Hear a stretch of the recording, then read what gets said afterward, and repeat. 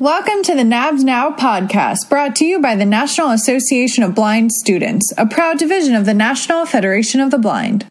Hey everyone, and welcome to the NABS Now podcast. I'm your host, Nina, along with your co-host, Seyoon. Seyoon, say hello. Great to be here. And today we are talking about STEM.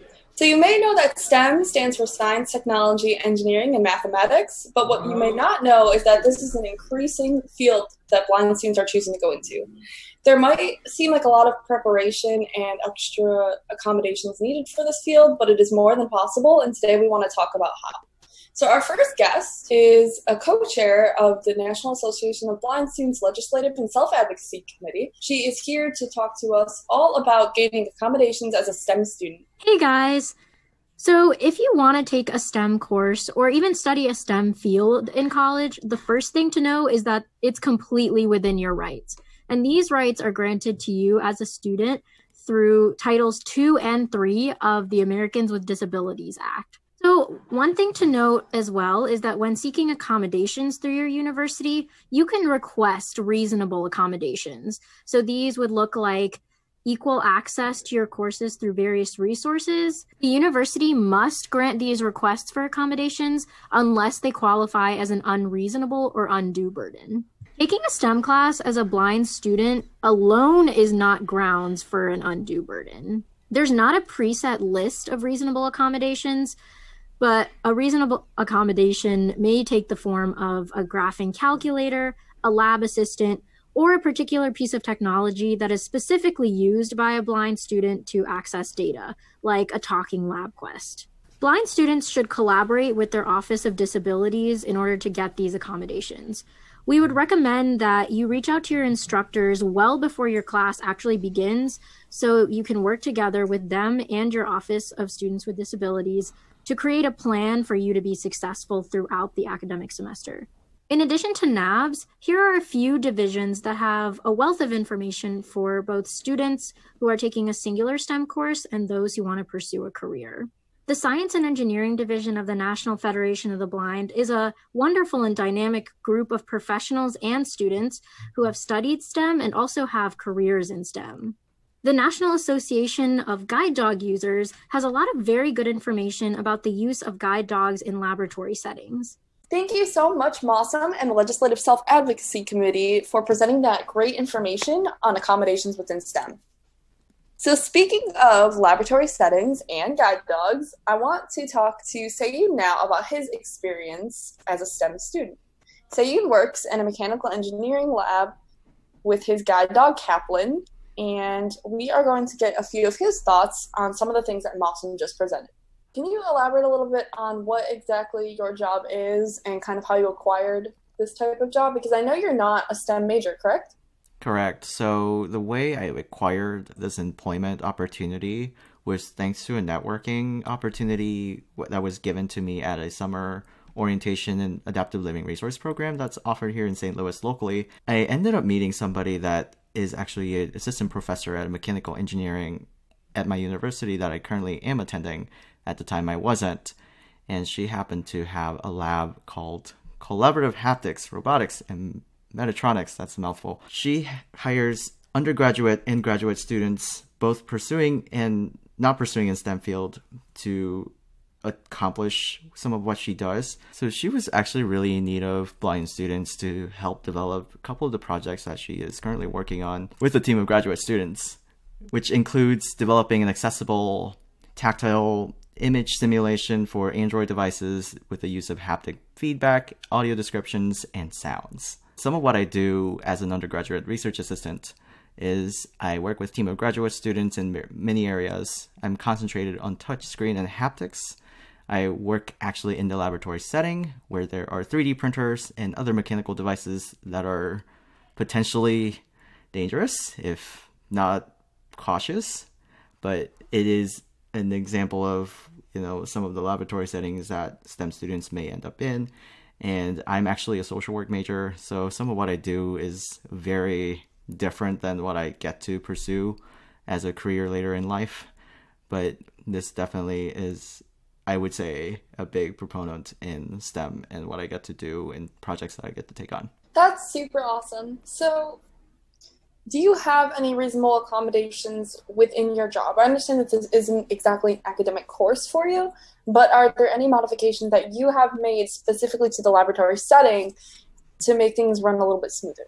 Absolutely. So there are a couple things that I've actually had to talk to the professor about, and she is enthusiastic about developing products for the blind, and she was eager to adapt things for my needs. So some of the adaptations that her and I talked about was, for my guide dog especially, is giving him a space, since I'll be sitting in front of the desks and mechanical devices for an extended period of time, allowing him to lay down on like a bed or pop-up crates so he could stay safe from mechanical devices that could potentially hurt him, or 3D printers that, you know, may randomly go off and make noises that could potentially put him at risk. So as far as accommodation devices that I get to use to get some of my tasks done are, I started out with a Mac to do bug report generation. So I would be given a software to test with an Android tablet and then TalkBack installed, and I would evaluate and simulate various situations to intentionally crash the software, which I know it sounds really bad, but the point of it is to materialize a product for end users to not experience like bugs and crashing when using at a day-to-day basis. We're concentrated on educational learning materials, mainly as of now, to make sure that materials that are used in science courses are accessible by blind students. Some of the things we have worked on was in partnership with PHET simulation, which in the past have not been accessible, but the version we're working on allows for audio feedback, a description of various elements on the simulation, as well as haptic feedback, which is conjunction of vibration patterns. In order for that to happen, I need an Android tablet, obviously equipped with a screen reader.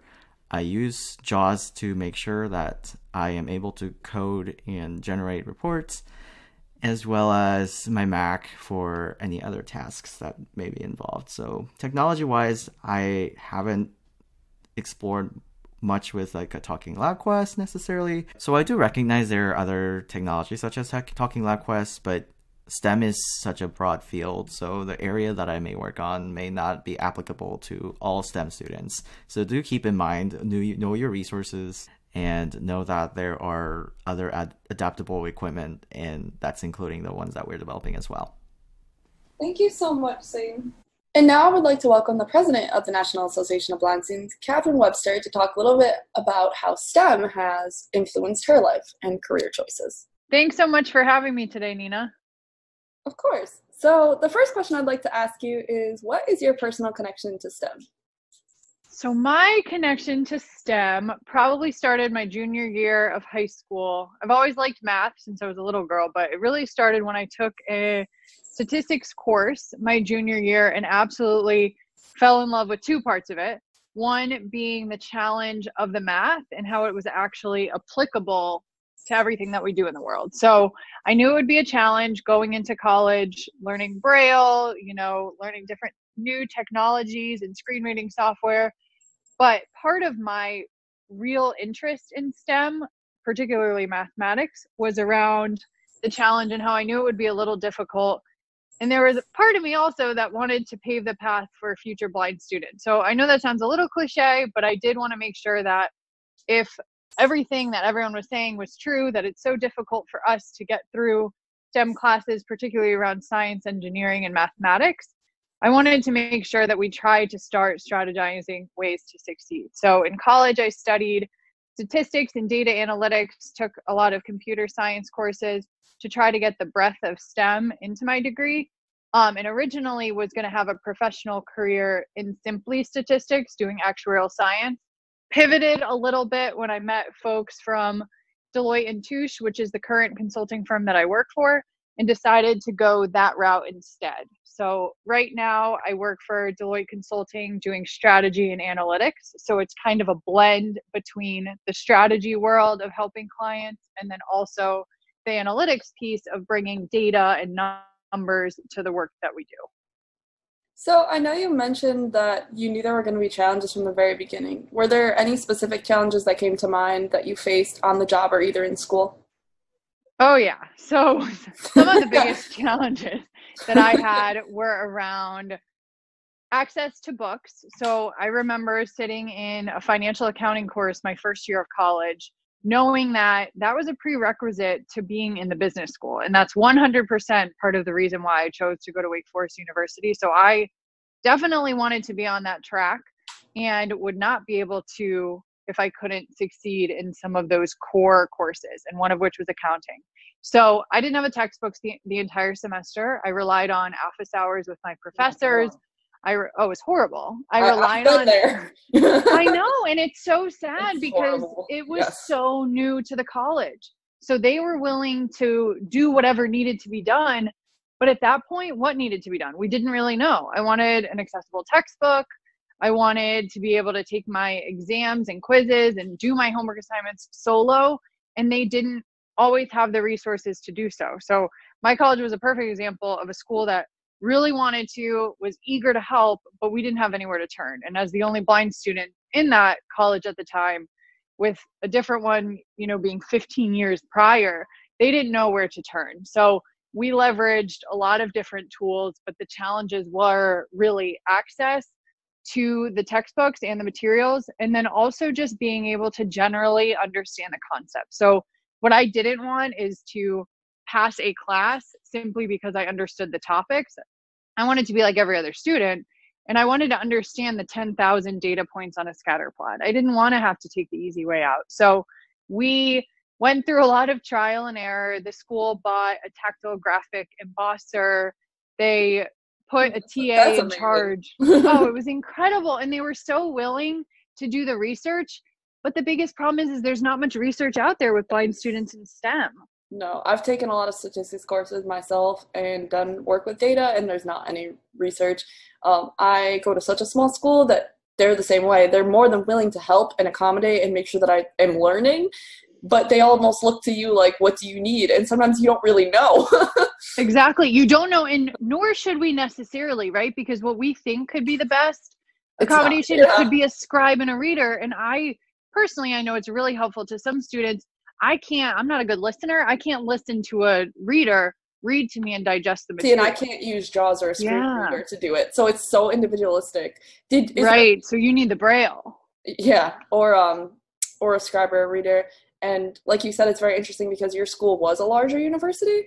And the challenges you're saying are challenges I've heard from other STEM students across the board, whether they're in a large public university with more resources or a small one. So it's very interesting how it doesn't really discriminate. Were there any specific solutions you can think of, or even just how you advocated for what you needed at that time? Yeah, that's a great question. So for me, we did a few things. One was me learning LaTeX over winter break, which is basically a mathematical writing tool similar to computer coding, but solely math-based. So a lot of our textbooks, we don't realize their core originated book is in LaTeX, and then it's compiled into a PDF. So I learned that to allow for, and I did all my exams, my quizzes, my homework assignments through that for all of my math courses. Coupled with the embosser that the university bought so I could visualize all of the graphics that we were working on in statistics. And then I also switched from a Mac computer to a Windows, which big supporter of both, but for me personally, Windows was much easier for me to use R software and SAS and different statistics softwares. So a lot of our solutions were, let's couple everything we can together. And then truthfully, it was the professors being willing to help. So having the syllabi ahead of time and being able to say, okay, we're going through these chapters and these topics ahead of time. Let's have disability services work with the professor, work with myself, and be able to give me the chunks of information. Not ideal, but allowed me to get my hands on stuff while the other students were doing the same. So I think those were some of the biggest solutions. I also had an internship at SAS Institute with Ed Summers after my sophomore year, which helped a lot in terms of understanding the real world application of what I was doing and how they put employer solutions rather than higher ed solutions to every person with a disability. And that was super helpful since he's a huge mentor of mine. He's a blind man and literally manages accessibility at SAS. So that's a lot of the different solutions were, it was like real life experience coupled with people being willing to help. And I truthfully, as most of you know, am very upfront with my opinions and feelings and was very clear with my professors about what I need to get through this class, because but you have to do that though. Oh, you have they don't know, and you don't expect them to know. And the only person who truly knows what you need, even if you're not 100% sure, is still you. Oh yeah, absolutely. So I have one more question for you. What advice would you give to a student who's very hesitant about either entering into a STEM-related field, like looking for a job, or choosing a STEM-related major? Great question. So 2 things I would say. First of all, if you're hesitant about going into science, technology, engineering, or mathematics, keep pushing. There's resources within the National Association of Blind Students to help you, even if it's just talking to a recent graduate who's dealt with the same issues that you face every single day of your life, or if it's having us connect you with different strong disability services offices who can help give you that guidance, solutions that they've applied and implemented at their universities and colleges. There's so much out there for us to learn that we just don't know because it's not advertised enough. The second piece of advice is challenge yourself to stick with it. I know it is really frustrating and discouraging when we don't have access to what we need. I know oftentimes if I can't do something, my gut reaction is, okay, I'll find a different way to do it. We have to find that different way to do it within STEM, because truthfully, with the economy right now, data is very important and science is very important. Research is incredibly important. And there's so much opportunity for blind people to bring a different perspective to the table in all those types of careers. And if we don't try, we're never going to be considered. So keep pushing, keep challenging yourself, and know that NABS is here to help support you through that journey. And we will find the answers with you or for you if we've already found them. But we are here for the long haul with you. But you need to also just keep pushing and not giving up. Perfect. Thank you so much for being here with us today, Kathryn. Thanks, Nina.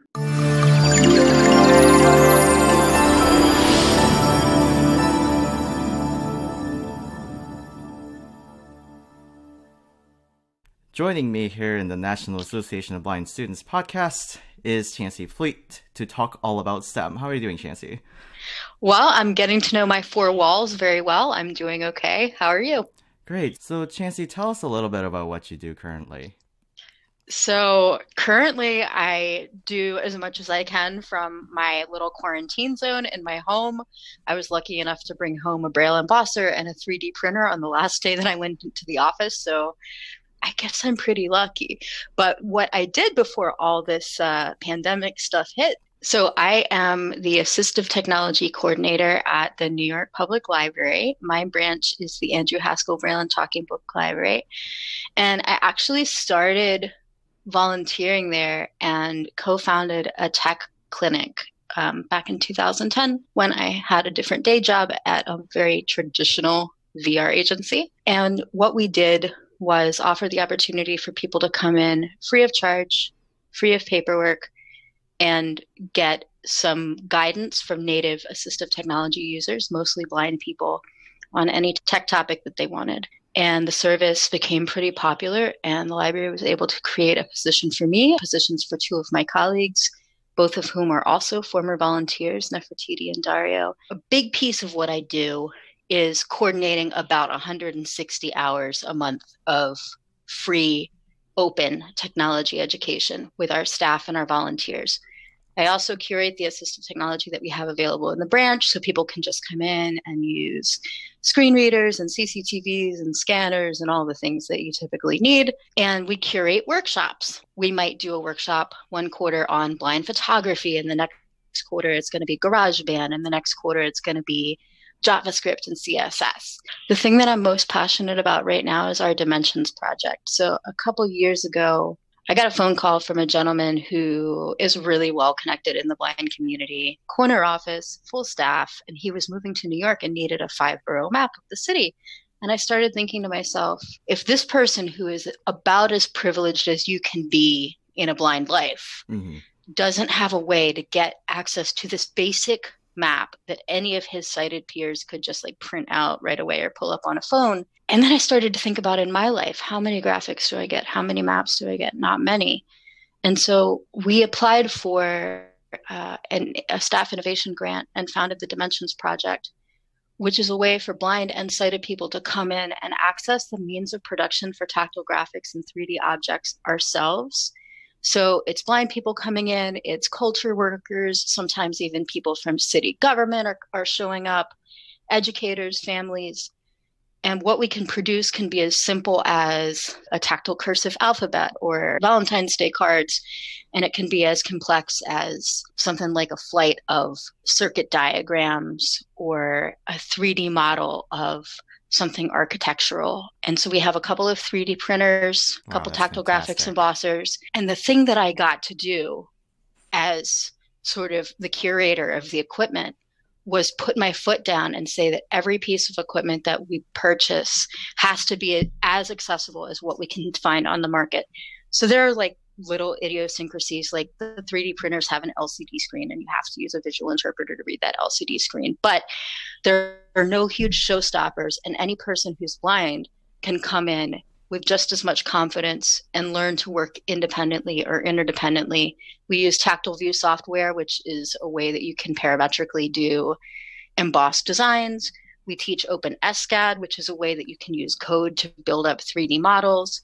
We do a little bit with hand coding SVG. We do a little bit with finding and filtering existing images. It's just a lot of fun to see what the community comes up with and build out our portfolio.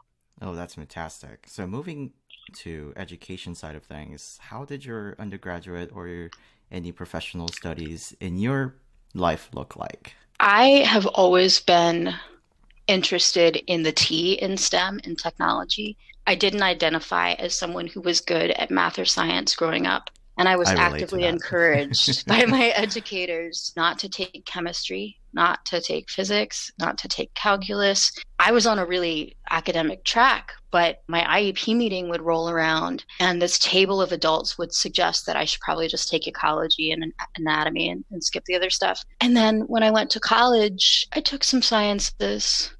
Again, I tried to take the easy ones. I had some success, but I didn't get a lot of opportunities to do things hands-on. I really suffered in my statistics class. I got a C in statistics and I was happy to have it. And looking back, I really internalized all that. I thought I just hated math and science, but now working with the equipment that we have in the library and starting to be fascinated by data sets and circuit diagrams and all kinds of things, I realized I was attempting to absorb STEM concepts in pretty much a text-only world. I wasn't being handed any graphics and I wasn't being handed anything to do with my hands to help me understand. And so it wasn't until I hooked up with the National Federation of the Blind, specifically started to identify blind people who were making science and tech and mathematics look like it might be fun and who had techniques to share with me, that I started to re-identify with this part of myself that I really didn't even know that I had. If you had told me when I was in high school or college that I would be running a graphics lab, I would have just laughed you out of the room. Wow, that is fantastic. That is fantastic. Yeah, I could relate to that in so many ways because I currently work as a research assistant in the mechanical engineering lab, but I'm not pursuing anything mechanical engineering for my major or minor. I could definitely relate, especially in the math portion. I'm more of a bigger technology invested person than I am with science and math.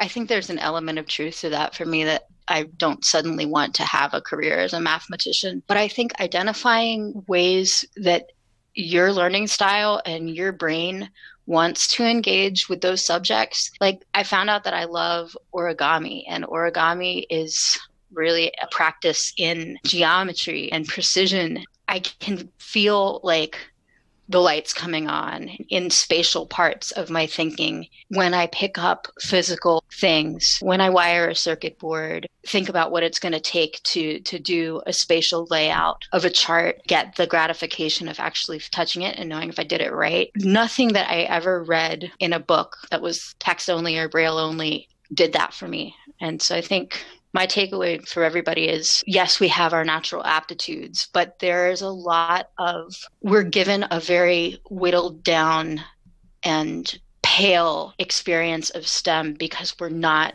given really engaging non-visual stuff. And so push for more of that and don't ever think that your aptitude is necessarily the problem. And that, I'm sure you could relate to this, but I feel like in a lot of K-12, especially public education setting, we don't see a lot of hands-on or visual representation in tactile models. So I feel like exactly finding that avenue is so like critical, especially like I was saying with mechanical engineering. Part of what we do is trying to make a touch screen that's just a bare glass more interactive by adding various haptics and vibrations to it. And that proponent is something that I am very fascinated about. So you, in fact, touched on the next point I wanted to talk about is if any of our listeners wanted to take a plunge on STEM subjects, what kind of advice would you give them? Even one of 4 areas. My first piece of advice, and you know, it sounds corny because it gets said so often, and I know you're going to unhear it, but like, really, go identify blind mentors that can teach you specific techniques, give you the right resources to read, tell you what programs work well and what programs you don't need to be wasting your time on, who can kind of help you curate your studies and your experience and help you find a path.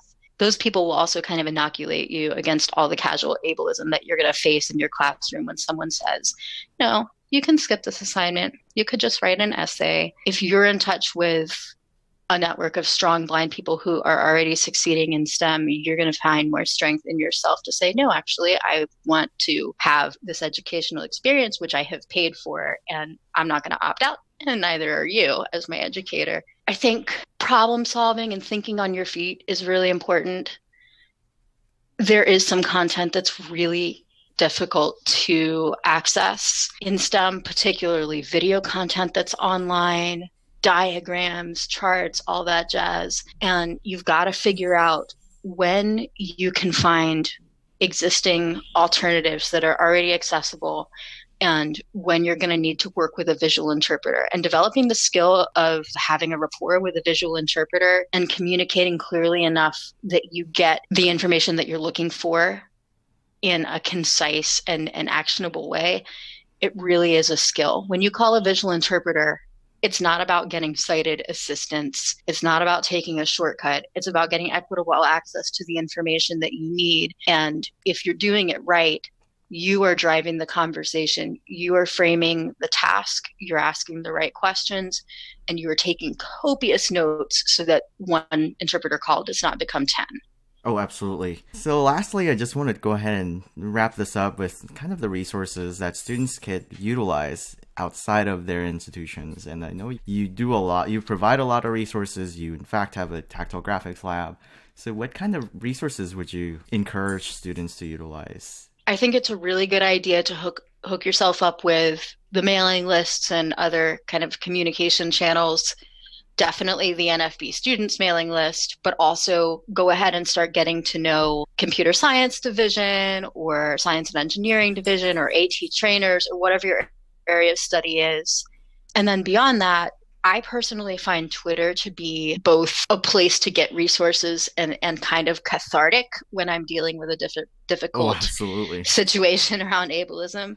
So it fills my research needs and my emotional needs, and I really recommend it as a way to network with people who are like-minded, who might be blind or might be sighted allies, and they're in your area of study.